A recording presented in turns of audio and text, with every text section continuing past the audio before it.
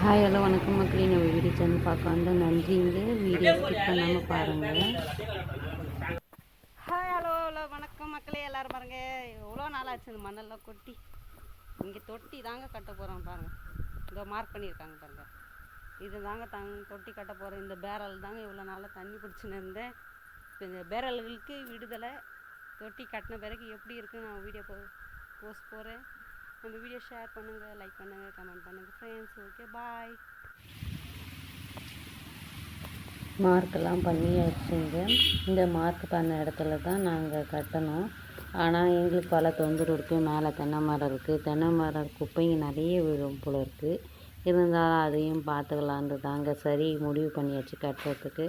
எப்போயுமே விறகடுப்பு சமையல் தானங்க. பாருங்கள், கஞ்சி ஆயினதுக்கு தண்ணி பாப்பா காய வச்சு கொடுத்துட்டேன். தண்ணி ஊற்றாது போயிட்டா. நான் தான் ஊற்றணும். என்ன பண்ணுறதுங்க.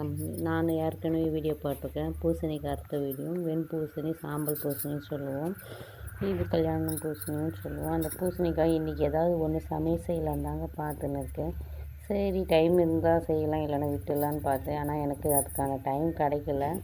ஏன்னா ரொம்ப லேட் ஆகும். எனக்கு இன்றைக்கி அறுவடை பண்ணதுலேயே ஒரு 4 காய் கிடச்சிது. அது பரங்கிக்காய் தாங்க நல்லா இல்லை, கொஞ்சம் அடிபட்டு போயிருக்கு. அதனால் அதை விட்டுட்டேன். என்னோடய பிறந்த கன்றுக்குட்டி பாருங்கள், பேர் இன்னும் வைக்கலை. யாருனாவது பேர் தெரிஞ்சால் சொல்லுங்கள், பேர் வைக்கலாம். இவங்களோட கன்றுக்குட்டி தாங்க. இவங்க வந்து கழனியில் இருந்தவங்க வீட்டுக்கு வந்து தாங்க பிரசவிச்சதுனால இங்கே இருக்காங்க. இது பெரிய பசுங்க, நம்ம வீட்டில் இருக்கிற பசு. இது மைனா பசு வாங்கினது. இது வந்து கருப்பு பசுங்க.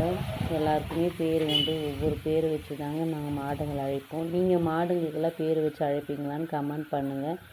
எல்லாருக்குமே காலையில் ஏந்தவுடனே தண்ணி வச்சாச்சுங்க, கஞ்சி வச்சாச்சு, குடிச்சிட்டாங்க. விற்க போகிற பாருங்கள். சும்மா இல்லாமல் இவங்களை கட்டின பாவத்துக்கு எல்லாத்தையும் கீழே தள்ளி வச்சுருக்காங்க. அது வேறு அடக்கணும். இப்போ நம்ம காலையில் மாடு வேறு ஓட்டின்னு போகிற ஷிஃப்ட்டு நம்புதுங்க. மாடு வேறு ஓட்டின்னு போகணும்.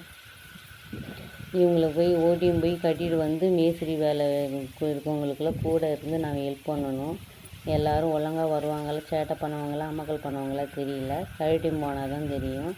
எப்போவுமே எங்கள் வீட்டுக்காரர், எங்கள் கணவர் எங்கள் கணவர், எங்கள் மாமியார் தான் ஓட்டி போவோம். வேறு வழி இல்லாத நான் தான் இன்றைக்கி ஓட்டின்னு போகிறேன்.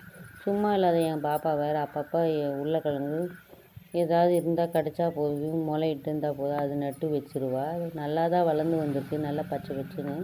இந்த ஃபுல்லாக இங்கே இருக்க செடியெல்லாம் அவள் வச்சுதாங்க. சேப்பக்கிழங்கு செடி எல்லாமே நல்லா வளர்ந்துருக்கு.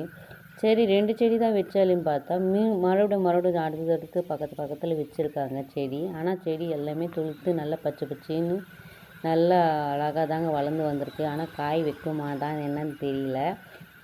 காய் வச்சதுன்னா அந்த வீடியோவும் உங்களுக்கு அப்லோட் பண்ணி போகிற உறவுகளே பாருங்கள்.